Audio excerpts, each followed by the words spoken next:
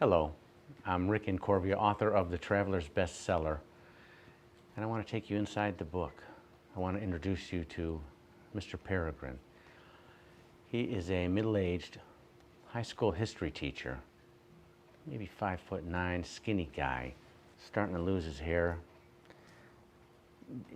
in a rough patch, recently divorced, and now he got a stage 4 cancer diagnosis, and you could just imagine what he's going through. He's in his class sitting as the students all start to come inside the class, rowdy as usual, and they usually wait for him to calm them down. Everybody sit down, let's get started, but not today. Today, Mr. Peregrine is just sitting at his desk, and when 10 minutes go by, the students one at a time realize something's different. The room is silent. And finally, realizing he has to say something, Mr. Peregrine stands up and he just starts to walk around the class, looking at one student after another, preparing to say something, but nothing comes out of his mouth. Finally, he says, "I will care more, I promise. I will teach you things that really matter, I promise." And then he gets quiet again, and you could tell he's trying to say something, but every time he starts to talk, he chokes up. Finally, he just waves the kids off. "Go on, get out of here." And he dismisses them halfway through class. These kids are now out in the hallway wondering what in the hell just happened. So that night, Mr. Peregrine goes home and he's combing through the internet, looking for end-of-life inspiration. He needs some kind of inspiration.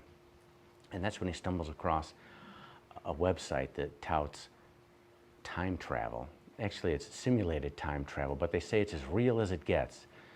Unconscious reality, I believe, is what they called it. You can meet George Washington, Cleopatra.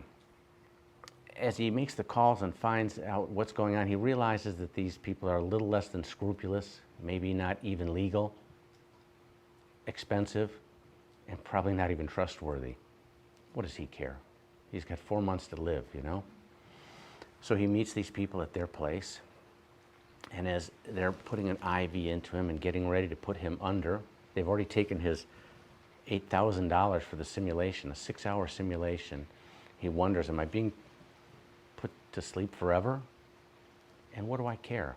I die with less money in the bank without going through the stage 4 cancer awfulness that is about to follow. However, the trips are everything they touted and more. 6 hours later, they wake this man up, and he's lived another year. He's fought side by side with George Washington in the Battle for Trenton, New Jersey. He's crossed the Delaware with George Washington, riding horses. When he comes back, Monday's class, you can imagine, is totally different than Friday's class. He shows up dressed as George Washington. The kids are all nudging each other, thinking, what a weirdo.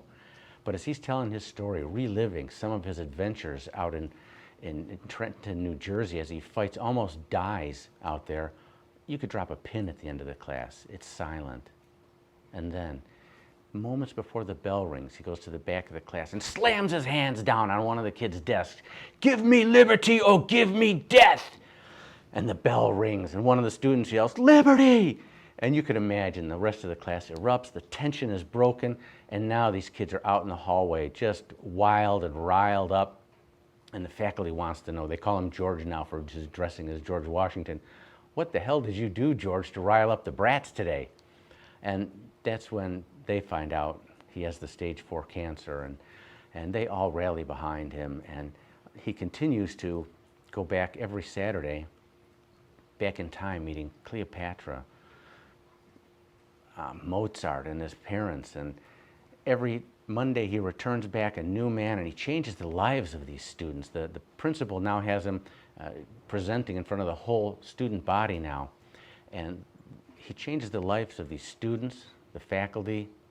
He changes history without even going back in history. Now, this isn't where the story ends. In fact, this is where I'm going to grab your heart, and I'm not going to let it go. I promise you, you'll be laughing, you're going to cry, and you're going to feel renewed, and this is going to change you. Now go on, get out of here.